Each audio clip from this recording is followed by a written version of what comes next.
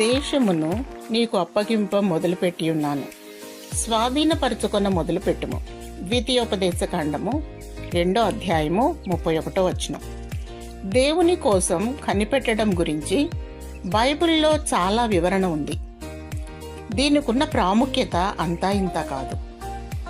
దేవుడు ఆలస్యం చేస్తూ ఉంటే మనం సహనం కోల్పోతూ ఉంటాం. మన ప్రార్థనలకు జవాబు కోసం ఓపికతో కనిపెట్టలేం.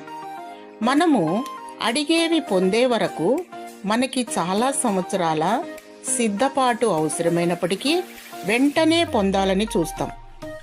ఆయనతో కలిసి ముందుకు వెళ్ళకపోవటం వల్ల మన కోసం ఆయన సిద్ధపరిచిన ఆశీర్వాదాలను పొందము. మనం చేయవలసిన పనిని ముందు మనం మొదలుపెట్టిన తరువాత మాత్రమే నెరవేరే దేవుని వాగ్దానాలు కొన్ని ఉన్నాయి.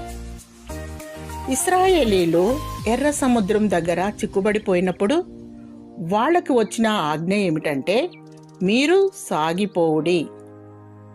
వాళ్ళు విశ్వాసాన్ని ప్రదర్శించమని మరొకసారి ఆజ్ఞ అయింది. వాగ్దాన దేశానికి నడిపించే ద్వారాల కన్నా తాళాన్ని తీసే తాళపు చెవి వాళ్ళ చేతుల్లోనే ఉంది. వాళ్ళు ఆ ద్వారాన్ని సమీపించి దాన్ని తెరిచేదాకా అది తెరుచుకోలేదు. ఆ తాళం చెవి విశ్వాసమే. ధైర్యంతో కూడిన నిరీక్షణతో ముందుకు వెళ్ళి నీ హక్కును దక్కించుకో. నేను ఇవ్వడం మొదలుపెట్టాను, స్వాధీనపరుచుకుంటా మొదలుపెట్టు. దేవుడు నిన్ను భద్రపరిచి నడిపించునుగాక. ఆమేన్.